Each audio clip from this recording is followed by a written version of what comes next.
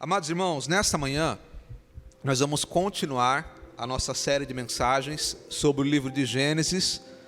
Para os irmãos que não sabem, nós estamos fazendo uma série de mensagens no livro de Gênesis. Hoje, eu nem me lembro mais qual mensagem que é, qual número que é. Qual que é, Tiago? O Tiago que sabe, ele que edita os vídeos depois, eu acho que é mais... Bom, enfim, nós estamos no capítulo 18 já, irmãos. Nós começamos no capítulo 1. Eu acho que é a 20ª mensagem. Mas enfim, hoje nós vamos continuar aqui a nossa série de mensagens. E hoje nós iremos falar sobre o tema Sodoma, Gomorra e a justiça de Deus. É a mensagem de número 18, amados. Então Gênesis capítulo de número 18. E coincidiu de ser a mensagem 18 também, né?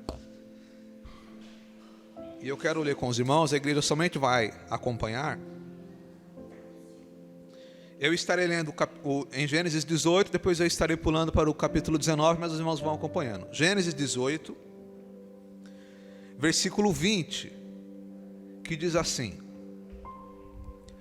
Disse mais o Senhor, porquanto o clamor de Sodoma e Gomorra se tem multiplicado, e porquanto o seu pecado se tem agravado muito, descerei agora e verei se com efeito tem praticado segundo este clamor que é vindo até mim, e se não, sabê-lo-ei.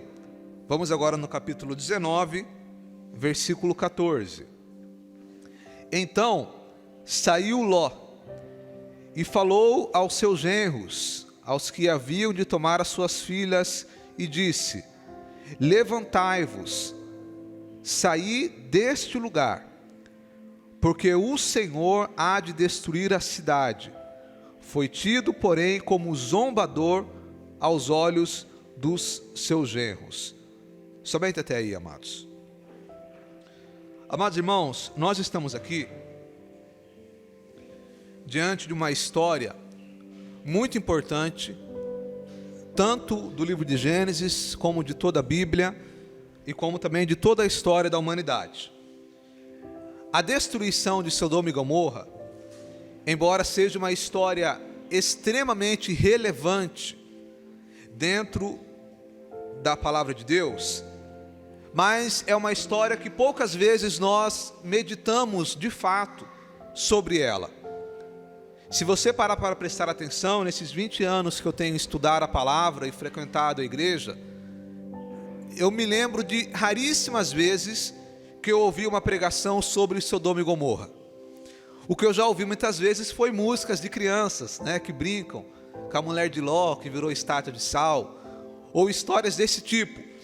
Porém, a gente não para se debruçar nesse texto bíblico, que é uma história muito importante, tão importante que o Senhor Jesus falou sobre ela. Ele falou: lembrai-vos da mulher de Ló. O Senhor Jesus disse: e assim será como foi nos dias de Ló. Então, ou seja, ele se lembrou dos dias de Noé, mas ele também falou dos dias de Ló, para que nós observássemos essa história, ao qual ele estava dizendo: olha, assim como foi no tempo daqueles homens, de Noé e também de Ló, assim será também na minha volta. Então ele estava dizendo que tem semelhanças naquilo que aconteceu aqui nessa história e naquilo que vai acontecer em breve, que é a vida do Senhor Jesus. E como eu já disse na semana passada, isso vai acontecer muito antes que muitas pessoas esperam. Então é uma história relevante.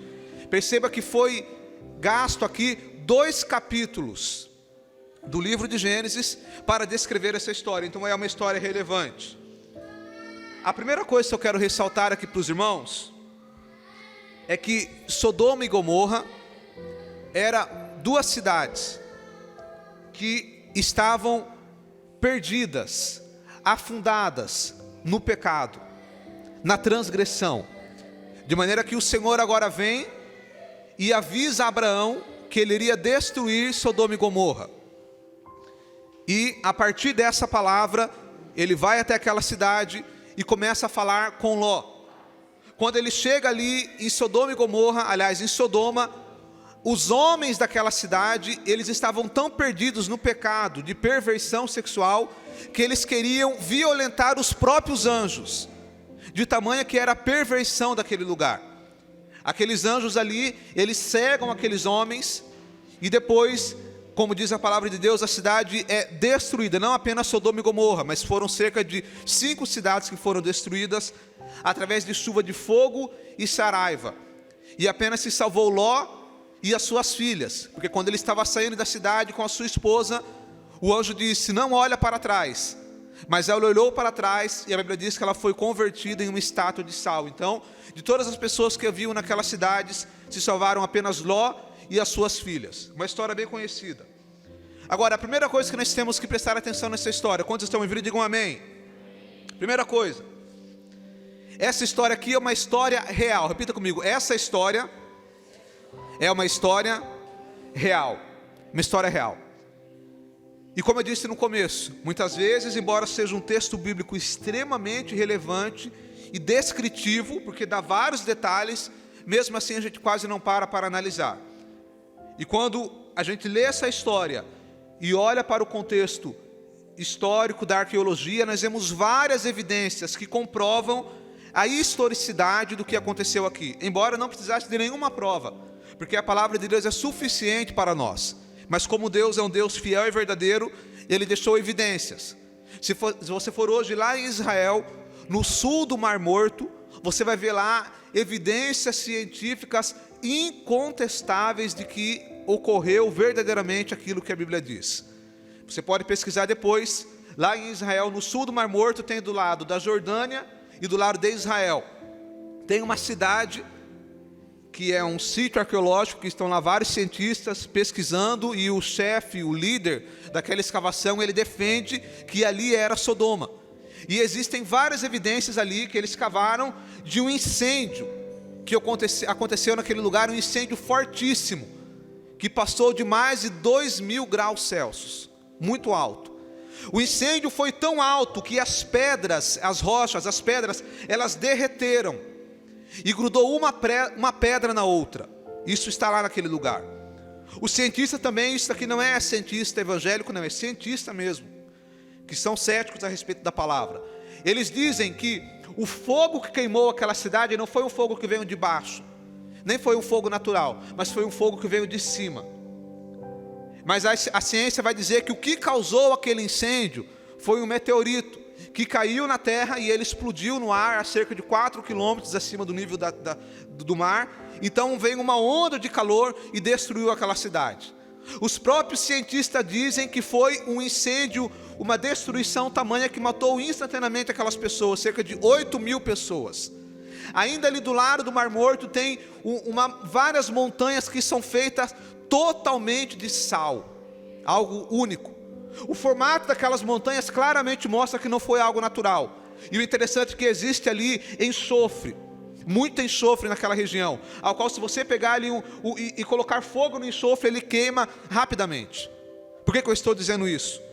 Porque isso são evidências incontestáveis do que aquilo que a Bíblia diz verdadeiramente aconteceu. E por que eu estou dizendo isso aqui no começo? Porque muitas pessoas leem a Bíblia como se fosse um conto, como se fosse uma história. Inclusive eu vi um vídeo de um homem que ele foi lá naquela região e ele diz: olha, segundo o conto bíblico, segundo a história, aqui aconteceu tal coisa, mas não é uma história real, é apenas um conto. Então as pessoas, elas levam a palavra de Deus como se fosse uma história, uma mentira, um conto, porém nós sabemos que é a verdade. Eu estou ressaltando isso aqui para nós entendermos que o Senhor Jesus disse que aquilo que aconteceu nos dias de Ló e nos dias de Noé vai voltar a acontecer. Não necessariamente um dilúvio ou um incêndio, mas o juízo de Deus virá sobre esta terra. E é por isso que nesta manhã o tema é Sodoma, Gomorra e o juízo de Deus. Porque Deus vai julgar este mundo. As pessoas aí fora costumam se lembrar que Deus é amor. As pessoas falam com uma facilidade: não, porque Deus é amor. E verdadeiramente Deus é amor. Mas Deus também é justiça. Deus também é juízo. Quando nós olhamos para a cruz, Jesus crucificado, nós vemos o amor de Deus. Deus mostrando, olha como Ele nos ama. Mesmo nós sendo pecadores, Ele morreu em nosso lugar. Isso demonstra o amor de Deus. Então sim, Deus é amor, mas Deus também é justiça. Deus também é juízo. E esse atributo de Deus não pode ser esquecido. Porque se você apenas pensar que Deus é amor, as pessoas se esquecem que Ele também vai julgar a humanidade. Deus vai julgar, assim como Ele julgou Sodoma e Gomorra. Perceba que essa cidade foi destruída, todas as pessoas morreram, e esse mundo também será destruído. Eu disse na semana passada sobre o Apocalipse, que nós estamos à espera do arrebatamento da igreja. Jesus vai nos arrebatar desse mundo, vai iniciar a grande tribulação, que será o juízo de Deus sobre este mundo. Deus vai julgar este mundo, amados. Deus vai julgar a humanidade, vai destruir o império das trevas. Então nós estamos esperando e sabemos que o juízo virá sobre este mundo, mas se ele não vir sobre este mundo, ele vem individualmente para cada ser humano. Nessa madrugada, na noite passada, um conhecido nosso, da minha sogra, teve a notícia, eu acho que foi à noite ou foi de madrugada, um homem, eu acho que de 50 anos, quantos anos, Eula? 50 anos, ontem, amados, 50 anos, estava brincando com cachorros, eu fui cuidar dos cachorros, quando ele foi entrar na casa dele, deu um mal súbito, e infelizmente ele faleceu, de uma hora para outra. E a partir disso, a Bíblia diz, que após a morte segue-se o juízo.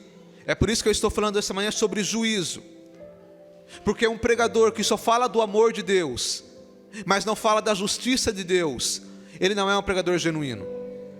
Quando nós falamos da justiça de Deus, não é para amedrontar, mas é para nós termos consciência de que o nosso Deus é um Deus justo, e que na mesma medida que Ele ama, e que Ele é misericordioso, mas Ele é justo e Ele é santo. E a única forma de nós sermos livres da justiça, do juízo de Deus, é através de Jesus Cristo. É quando nós confiamos na cruz de Cristo. Porque se for pelo nosso próprio mérito, nós seremos julgados assim como foi Sodoma e Gomorra. Nós não somos merecedores de nada. Mas quando nós falamos, Senhor Jesus, eu não mereço, eu não sou digno, eu sou pecador, a minha vida é tua, através de Cristo, nós somos livres do juízo eterno. E é por isso que eu falo nesta manhã, que nós precisamos confiar inteiramente no sacrifício de Jesus Cristo, porque é a única forma de nós nos livrarmos do juízo de Deus. A Bíblia diz, irmãos, que nós temos que ser imitadores de Cristo. Você sabe o que Jesus anunciava quando Ele pregava? Você sabe qual era o tema central da mensagem de Jesus? A Bíblia diz que Jesus saiu por todas as partes, anunciando a mensagem do reino e pregando arrependimento. Eu quero te dizer nesta manhã, amados, que assim como Sodoma e Gomorra foi destruído, esse mundo também será destruído. Casa vai ficar aqui, carro vai ficar aqui, diploma vai ficar aqui, dinheiro vai ficar aqui, mas a única coisa que vai importar, e preste muita atenção, é que após essa vida acabar, nós estaremos diante de Deus, e Ele vai nos julgar. Resta saber se nós estamos preparados ou não para este momento. E como que eu me preparo para este momento? Entregando a minha vida, a sua vida ao Senhor Jesus e andando com Ele. Porque naquele dia, irmãos, não vai ter argumento que a gente vai poder falar. Nós tivemos aí essa semana um caso triste, gravíssimo, de um homem que matou e queimou a própria esposa. Quantos viram essa notícia? Tristeza, mas que tristeza. Mas aí esse homem, ele vai argumentar, não, mas é porque ela fez tal coisa. Mas não adianta, independente se ela fez ou se ela não fez, diante de Deus não há justificativa. Diante de Deus não há desculpa, mas eu era assim, é porque minha mãe fez tal coisa para mim quando eu era criança. Mas eu sou assim, é porque quando eu era criança eu sofri bullying na escola. Mas eu sou assim, porque eu não tive oportunidade na vida. Não, amado, não há justificativa diante de Deus. A única forma de se justificar diante de Deus é dizendo, Senhor, eu não mereço, tenha misericórdia de mim. É a única forma, é entregando a nossa vida ao Senhor Jesus. Agora eu quero ler com os irmãos algumas coisas aqui nesse texto. Primeira coisa, por que Deus destruiu Sodoma e Gomorra? Deus destruiu Sodoma e Gomorra porque eles estavam afundados no pecado. E quando uma civilização, preste muita atenção no que eu vou dizer, ela está afundada no pecado, ela está perdida no pecado, na transgressão, na iniquidade, ela é caracterizada por duas características: violência e perversão sexual. Essas duas características resumem quando uma civilização está perdida: violência e perversão sexual. E é isso que acontecia em Sodoma e Gomorra. Eu quero ler com os irmãos Gênesis capítulo 19, versículo 5. Perceba, quando os anjos chegaram ali em Sodoma, Ló chamou ele para suas casas, e os homens daquela cidade, veja o que eles queriam fazer com os anjos. Gênesis 19, versículo 5. E chamaram Ló e disseram: onde estão os varões que vieram nesta noite? Traze-os para nós, para que os conheçamos. Esse os conheçamos aqui, a Bíblia não vai usar expressões muito fortes, mas eles queriam violentar os anjos. Juntou todos os homens da cidade, homens e crianças e meninos, e eles queriam ter relações com os anjos. Veja a perversão sexual, o nível que chegou. É por isso que lá na frente nós vamos ver a Bíblia dizendo sobre sodomia, que tem a ver com o pecado da homossexualidade. Esse assunto é um assunto delicado, e eu não acredito que nós temos que ficar falando sobre isso sempre, não acredito. Mas quando a Bíblia nos dá, e quando isso faz parte daquilo que nós vamos ministrar, nós temos que falar. Aquela cidade estava perdida na perversão sexual. E quando eu falo perversão sexual, nós estamos falando de todo tipo de pecado que envolve a sexualidade, seja adultério, fornicação, homossexualidade, impureza, lascívia e por aí vai. É interessante, amados, que quando nós olhamos para a palavra de Deus e para a história, nós vemos que toda a civilização, quando estava perto de cair, você vê ali o pecado da impureza sexual. E não é diferente nos nossos dias. Você vê hoje aquilo que é certo se tornar errado. Você vê hoje que se nós não ficarmos atentos ao que é ensinado para nossos filhos na escola, corre o risco de nossos filhos serem ensinados a ver como natural aquilo que é contrário ao que Deus instituiu. Os irmãos estão entendendo? Sim ou não? Então nós temos que estar muito atentos, porque nos nossos dias, irmãos, as coisas estão caminhando, como diz o texto. Se os irmãos atentarem, Gênesis 18, versículo 20, lá no final do texto diz assim: e porquanto o seu pecado tem se agravado muito. Deus olhou para Sodoma e Gomorra e ele disse: olha, o pecado deles tem se agravado. Eu te pergunto, o mundo hoje tem melhorado ou tem piorado? Piorado. Talvez você não saiba, mas eu vou te dizer para te informar. Se você for ler livros que defendem a ideologia de gênero, que é essa ideia que ninguém nasce homem ou mulher, você nasce, independente do órgão sexual que tem na pessoa, não é aquilo que define a escolha dela, é ela própria que vai decidir. Isso é ideologia de gênero.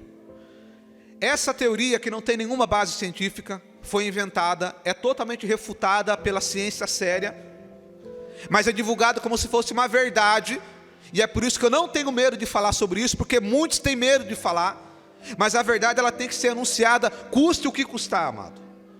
Agora, não tem nenhuma base científica. A grande questão é que por trás disso, e preste muita atenção no que eu vou te dizer, e se você não está acreditando, vai lá e pesquise.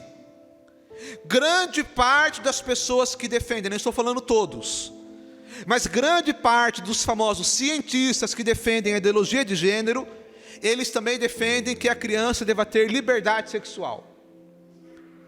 Ou seja, existe um movimento fortíssimo, e existem até políticos que já defendem isso de forma sutil, que deveria ser liberado para a criança ter relação sexual a partir de qualquer idade, porque isso é uma demonstração de afeto. Veja, irmãos, o ponto que nós estamos chegando. E por mais que possa parecer absurdo o que eu estou te dizendo, depois você pesquise, isso já está em livros. Já existem políticos que defendem essa ideia. E a pedofilia Isso que antes era um crime, para muitos hoje não é crime mais, é uma doença. Ou seja, eles estão suavizando aquilo que é o pecado. Sabe o que é isso, irmãos? É semelhante à situação de Sodoma e Gomorra. Perversão sexual. O mundo está se perdendo, o mundo já está perdido e está cada vez afundando ainda mais.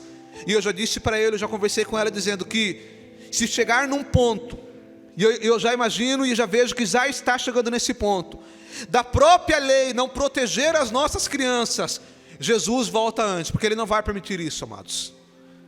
Então nós estamos vendo a perversão sexual. Em Sodoma e Gomorra existia isso, mas existia uma segunda coisa em Sodoma e Gomorra: a violência. Quando Ló disse que não permitiria que aqueles homens pegassem os anjos, eles disseram: já que você está proibido, nós vamos agora fazer coisa pior com você. Ou seja, eles iriam maltratar Ló, matar ele, não sei. A violência. A gente vai ver ao longo da Bíblia, vai dizer que em Sodoma e Gomorra, eles eram um povo que maltratavam os estrangeiros. Quando alguém passava por lá, existia um costume na época, que era um costume muito sério, que você tinha que hospedar o estrangeiro e tratar ele com amor, era uma forma de honra. É por isso que quando Ló vê que aqueles homens vão maltratar os anjos, ele fala: não faça isso, pega as minhas filhas aqui, que foi um absurdo também ele falar isso. Ele disse: olha, se quiser pega as minhas filhas, mas não maltrate os anjos, mas não maltrate esses varões. Quer dizer, embora ele foi muito infeliz na colocação dele, mas a ideia dele era proteger os seus hóspedes, porque era uma desonra para alguém hospedar alguém e esse alguém que está sendo hospedado ser maltratado. Mas a Bíblia diz que lá em Sodoma e Gomorra, eles maltratavam os estrangeiros. Isso daqui também demonstra a violência daquele povo. E aí você olha a semelhança dos nossos dias. Olha a violência dos nossos dias hoje em dia, amado. Eu até falo, não sei se eu já falei aqui, mas se não falei, vou voltar a falar. Evite assistir esse tipo de jornal, irmãos, que só prioriza a violência. É um Datena da vida, é um não sei o que urgente. Irmãos, não assista isso. Isso daí é sensacionalismo. É usando a violência para ter audiência. Evite. Evite, meu querido, ver filmes onde tem violência explícita, onde você vê uma cena de violência claríssima, ali as pessoas gostam. Não, você não pode ter prazer nisso, amado, porque a violência, ela é contrária à nossa natureza, aos frutos do Espírito, ao fruto do Espírito, que é o amor. Evite ter prazer em ver luta. Algumas pessoas têm prazer em ver o outro arrebentando, o outro sangrando. Não, irmãos, nós como cristãos não podemos ter prazer nesse tipo de coisa. Filme de terror, não assista, amado. Eu adoro ver filme de terror. Cuidado, irmão, você está pecando duas vezes. Primeira coisa é que você está tendo prazer na violência. Qual que é o prazer de você ver isso? Qual que é o prazer? Pare para pensar. Não, eu gosto de ver. Você gosta de ver porque a natureza pecaminosa está te dominando. Porque um cristão, ele não pode ter o prazer em ver violência. Olha para cá, presta atenção. E tem algo pior ainda quando você assiste esse tipo de filme. Muitos desses filmes de terror tem lá cerimônias de bruxaria, principalmente agora nessa época, Dia das Bruxas. Eu não sei quando que é, hoje ou amanhã. Irmãos, por favor, irmãos, não precisa nem falar isso aqui, mas eu vou falar. Crente não comemora o Dia da Bruxa, meu Deus do céu. Teve um ano passado aí que teve um conjunto, diz que é evangélico, participando lá no Dia das Bruxas. Tudo vestido, com roupas estranhas. E aí as pessoas foram criticar. Não pode nos criticar, porque não julgueis. Que não julgueis o quê, irmão? Que evangelho é esse? Essa galerinha, irmãos, eles são assim, eles conhecem só o não julgueis. Não, porque me criticou, não julgueis. Mas o mesmo Jesus que disse não julgueis, mais à frente ali ele disse: entrai pela porta estreita, porque larga o caminho da perdição. Mesmo Jesus, está no mesmo capítulo, irmão, só que eles não lêem essa parte. Eles só lêem a parte do não julgueis. Agora a parte da porta estreita, a parte de levar a cruz, eles não conhecem, não tem na Bíblia deles, eles tiraram da Bíblia deles. É a Bíblia dos mimizentos. Agora veja, irmão, cristão não comemora o Dia da Bruxa, irmão. Esse negócio de caveira, a caveira representa a morte. Qual que é o sentido de a gente ter prazer nisso? Aí vai lá no Dia das Bruxas, você não sabe, se não sabe vai ficar sabendo agora.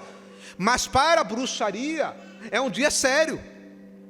No dia das bruxas, os lugares por aí fazem cerimônias satânicas de verdade, irmão. Não é brincadeira. E vai lá o cristão, o cristão moderno, não, porque eu tenho Jesus no coração, não tem problema, não tem problema. Não tem problema, tem problema sim, meu querido. Cuidado. Aí voltando a falar do filme de terror. Aí está lá a pessoa vendo um filme de terror, tem uma cerimônia. A pessoa fala lá umas palavras que você não entende. Filmes como, por exemplo, Harry Potter. Presta atenção aqui, irmãos, presta atenção. E aí fala uma palavra que você não entende. Aí eu te pergunto, o que está sendo falado lá? Muitas vezes está falando algo que está sendo de verdade uma cerimônia satânica. Aí você fala, não, mas o mal não pega em mim. Se você dá brecha, pega sim. Se você abrir a porta, pega sim. A Bíblia diz, não trazeis maldição para dentro de sua casa. Quando eu, por livre e espontânea vontade, trago maldição, ou seja, eu abro brecha. Eu sei que é um filme de bruxaria, eu sei que é algo maligno, mas eu assisto porque eu acho legal, eu acho que não tem nada a ver. E aí eu não entendo por que muitas vezes a depressão não vai embora, por que muitas vezes a ansiedade não vai embora, por que muitas vezes eu não consigo orar, eu não consigo ter comunhão com as coisas de Deus. Muitas vezes eu não consigo ter interesse pelas coisas de Deus, é por causa que é necessário fechar a brecha. E essa palavra, irmãos, Deus está falando comigo, Deus está falando com pessoas aqui nesta manhã. É palavra pastoral, amados. A Bíblia diz que quando Abraão e Ló foram se separar, Abraão disse, olha, se você for para a direita eu vou para a esquerda, se você for para a esquerda eu vou para a direita. Vamos lá comigo em Gênesis capítulo 13. Presta atenção, veja o que diz, irmão, Gênesis 13, versículo 10. E levantou Ló os seus olhos, e viu toda a campina do Jordão, que era toda bem regada, antes de o Senhor ter destruído Sodoma e Gomorra, e era como o jardim do Senhor, como a terra do Egito, quando se entra em Zoar. Veja, quando Ló viu a região lá do Sodoma e Gomorra, ele achou bonito, irmãos. Os olhos naturais dele olharam aquilo e falaram, nossa, que bonito, que lugar bacana, olha só, campina, bonito. Porque é assim, irmãos, aquilo que o inimigo oferece é bonito aos olhos, é agradável, é prazeroso num primeiro momento. É por isso que ser cristão, seguir a Jesus, e é isso que nós ensinamos aqui, ó, fazer discípulos, discípulos de quem? De Jesus. Que ser discípulo de Jesus não tem a ver com religiosidade, tem a ver com andar com Jesus. Ser discípulo de Jesus, às vezes vai ser necessário você rejeitar coisas que são prazerosas para você. Você rejeitar coisas que aos seus olhos são boas. Ló olhou para as campinas e falou, que bonito, vou para lá. Veja o que a Bíblia diz, Gênesis 13, versículo 11. Então Ló escolheu para si toda a campina do Jordão, e partiu Ló para o oriente, e apartaram-se um do outro. Agora veja o versículo 12, preste atenção no versículo 12, irmãos, preste atenção. Habitou Abraão na terra de Canaã, e Ló habitou nas cidades da campina, e armou as suas tendas até Sodoma. Perceba, e armou as suas tendas até Sodoma. Sabe o que significa isso? Ele não foi direto para Sodoma, preste atenção.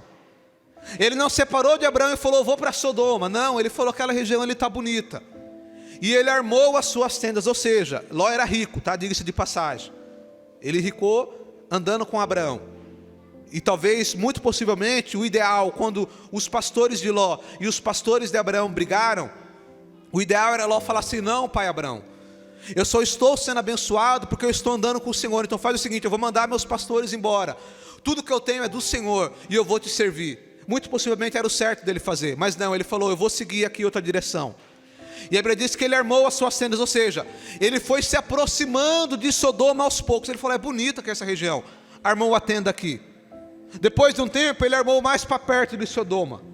Depois de um tempo ele chegou mais para perto de Sodoma. E quando nós vamos chegar lá no capítulo 18, ele já estava morando em Sodoma. E presta atenção, ele não apenas morava em Sodoma, mas ele era um homem envolvido com aquela cidade, porque a Bíblia diz que ele estava nas portas de Sodoma, ele estava nas portas da cidade. Presta atenção, naquela época, era costume que os homens importantes, os juízes, eles se assentassem à porta da cidade, era tipo um juiz, para julgar as pessoas. Então Ló, além dele ter ido para Sodoma, que já está errado, ele se envolveu com Sodoma. Ele estava enrolado em Sodoma. Sabe o que é isso, irmãos? É por isso que a pessoa, ele não abandona Deus de uma hora para outra. É aos poucos. Vai armando a tenda, vai se aproximando mais. Antes eu era envolvido com uma igreja, hoje eu vou de vez em quando. Antes eu orava todos os dias, hoje eu oro quando eu lembro. Antes eu tinha prazer de ouvir hinos e louvores a Deus, olha para cá. Antes eu tinha prazer de ouvir hinos, agora quase nem hino eu ouço mais, eu ouço música secular, porque eu sou livre. Sabe o que é isso? Você está armando as suas tendas para perto de Sodoma. Você está aos poucos se afastando de Deus. E isso é muito perigoso, porque quando pensou que não, Ló já estava lá em Sodoma.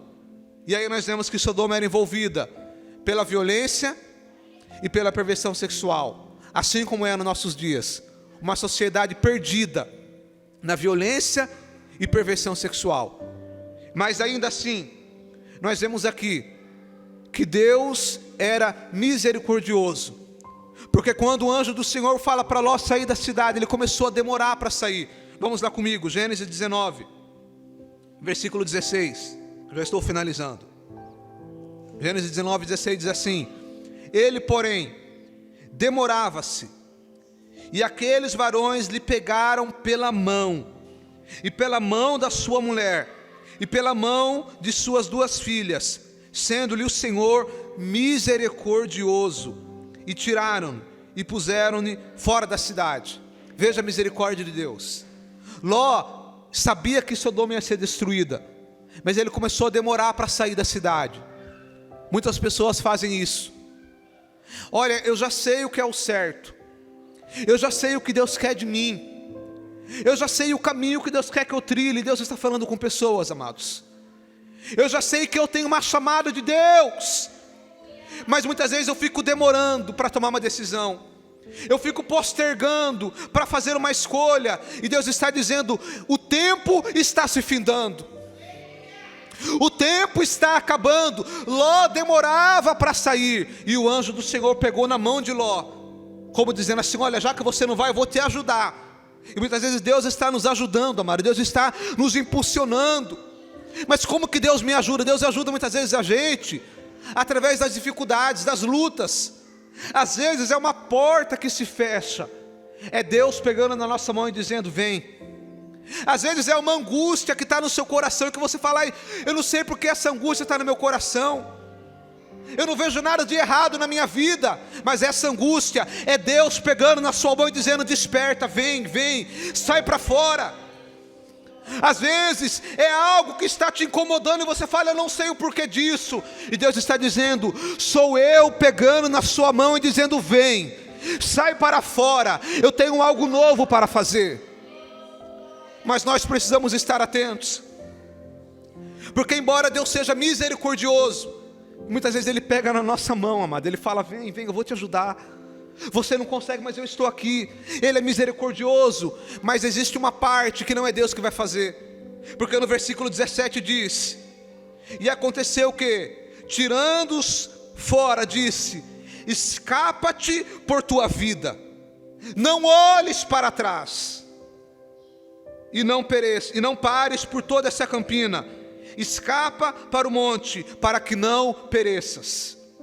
Deus é misericordioso, Deus é misericordioso.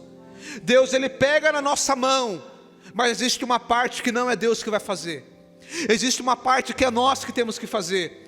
E Deus está dizendo: escapa-te por tua vida. Sabe o que o anjo estava dizendo aqui? Olha, essa decisão é tão importante, que é a decisão da sua vida, é a sua vida que está em risco. E ele diz: não olhes para trás. E aqui eu quero concluir. Se você está aqui, se você está ouvindo essa mensagem, é porque possivelmente você já saiu de Sodoma, é porque possivelmente Deus já te tirou de lá, mas Deus está dizendo para nós: não olha para trás. Assim como Paulo disse: quanto a mim, não julgo que tenha alcançado, mas uma coisa faço: prossigo para aquilo que está diante de mim, prossigo para o alvo. Prossiga para o teu alvo, vá em direção ao teu alvo. Deus tem coisas grandes para realizar através de sua vida. O Senhor já está pegando na minha e na sua mão. Deus está nos ajudando, mas nós precisamos fazer a nossa parte. Eu quero que você se coloque de pé nesta manhã, por gentileza. Feche os teus olhos nesse momento. Diante dessa palavra que nós acabamos de ouvir, faça uma análise. Que eu e você possamos fazer uma análise nessa manhã. O que será que Deus tem pedido de mim e de você? Deus está nos chamando nesta manhã para que nós possamos olhar para frente, para que nós possamos deixar para trás tudo aquilo que nos prende.